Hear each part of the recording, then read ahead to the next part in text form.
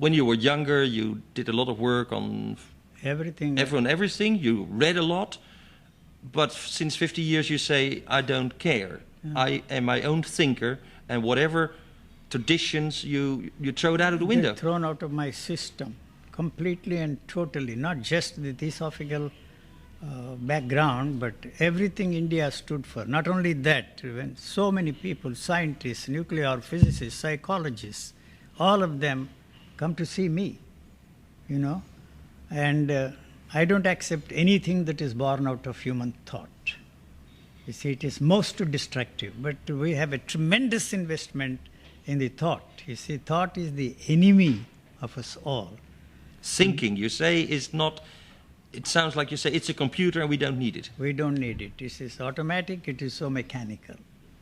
And we are not ready to accept that we are just automatons and just mechanical in our functioning, and that we are just animals.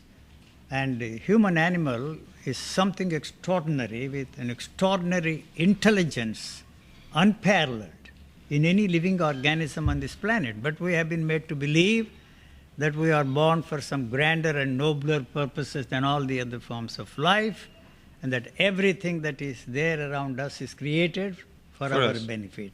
That is why we have created all this mess in this world.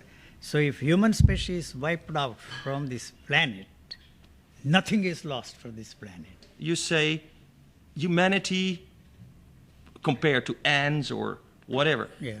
Is that an extremely positive or extremely negative? It's a very negative? positive statement. You see, it is very comforting for you to think that it is a negative statement, but you are not ready to accept that we are no more important than the mosquitoes that bite us. You know, the female mosquitoes need the hemoglobin to give continuity.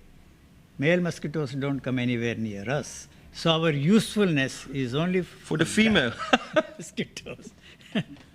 You know, and we will be more useful to nature than dead than alive. You see, we are destroying so many other forms of life.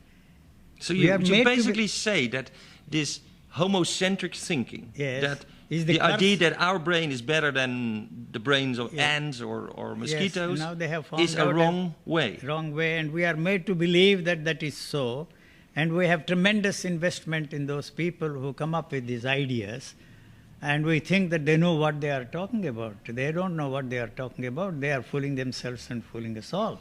The same thing that all the great religious teachers have done to mankind. They believed that they were all enlightened people, that they are there only to enlighten all the people. We are interested in having all that we have today, all this plus something more. That is what they are offering, all this in heaven.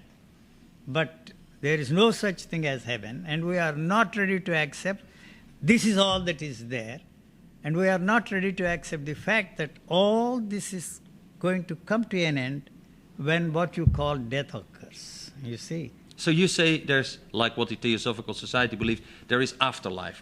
There is reincarnation. The Hindus also believe in reincarnation. I was only 14 years old when we attended the Golden Jubilee of the Theosophical Society with my grandfather.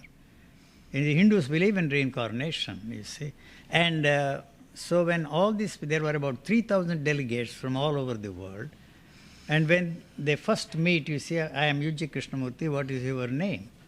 And then they introduced themselves in a very strange way. I was Queen Victoria in my past life, what were you? And I found out they exhausted all the historical figures, all the spiritual figures, even the stars were not available to me, you know. So nothing was left for me. And so that finished my interest in reincarnation. I tell all the people in India that they have invented a thing called reincarnation to make people believe that all their sufferings are due to what they did in their past life. If I am a beggar, they tell me that you did something terrible in your past life, and so that is why you have become a beggar, and you have to depend upon the charity of the people. So they feel guilty because they have stolen everything that rightfully belongs to everybody, and they give only to keep him there forever. Otherwise he will come and blow us all up. We are not ready to accept our way of thievery, our kind of stealing everything, And we have created the police force to protect us.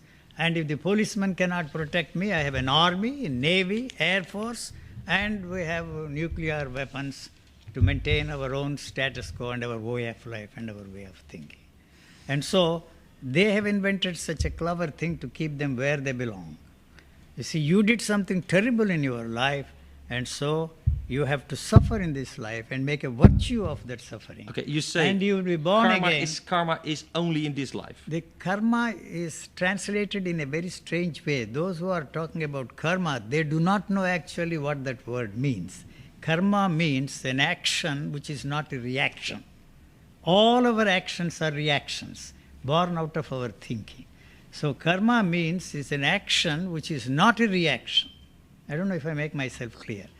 So you will never know the actions that are not reactions.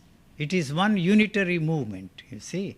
So it cannot be separated. The actor and the action and the whole activity is one unitary movement. Like the response to the stimulus, stimulus and response is one unitary movement. They cannot be separated. You can take me to a laboratory and the scientist will tell you, this is, you see, the stimulus, and the response of this body is the response to that stimulus. Yes. But actually it is one unitary movement. Both of them cannot be separated.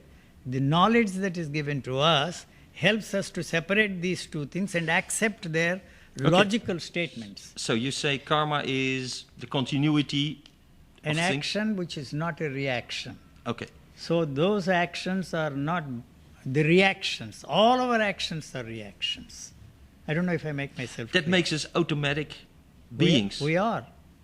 And the spiritual state that they talked about is nothing but this. The unity that they talked about is very similar to this. You cannot separate yourself from what is happening out there and also what is happening there inside.